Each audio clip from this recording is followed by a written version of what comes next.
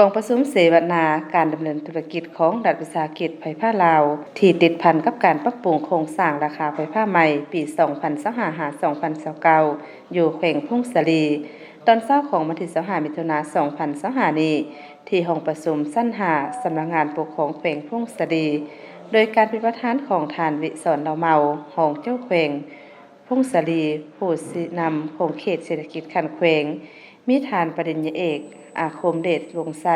ผู้อำนวยการใหญ่รัฐวิสาหกิจไฟฟ้าลาวมีฐานอุ่นเนื้อสีบันเพ็งหัวหน้ารัฐวิสาหกิจไฟฟ้าลาวสาขาแขวงพุ่งสลีมีบรรดาผู้ต่างหน้า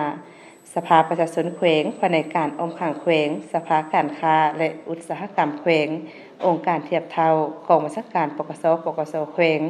บรรดาหัวหน้าธุรกิจทั่วแขวงคณะภายคณะสาขาคณะของการของรัฐวิสาหกิจไฟฟ้าลาวเข้าร่วมในกองประชุมทานปริญญาเอกอาคมเดชวงไสผู้อำนวยการใหญ่รัฐวิสาหกิจไฟฟ้าลาวได้นำเสนอการดำเนินธุรกิจรัฐวิสาหกิจไฟฟ้าลาวโดยเฉพาะแขวงพุ่งสลี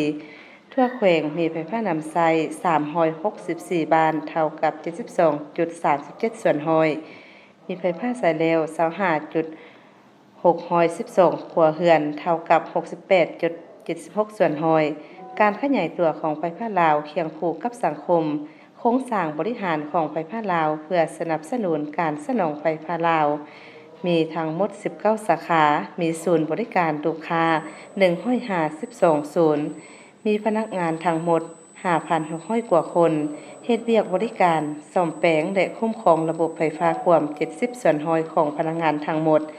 มีศูนย์บรรณาระบบไฟฟ้าแห่งชาติ NCC ศูนย์ควบคุมย่อยประจำภาค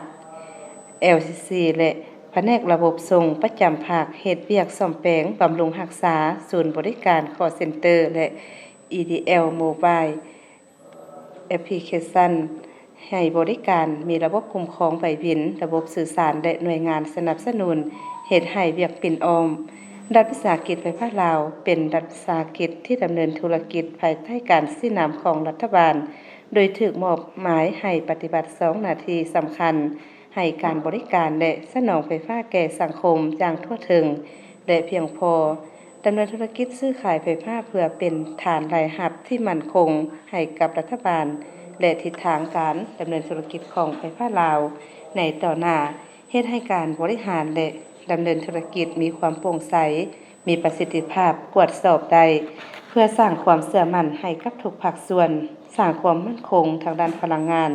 จำกัดภัยเหลือบ่พอซื้อภัยที่มีคุณภาพและเป็นประโยชน์แก่ระบบของไฟฟ้าลาวในราคาที่สมเหตุสมผล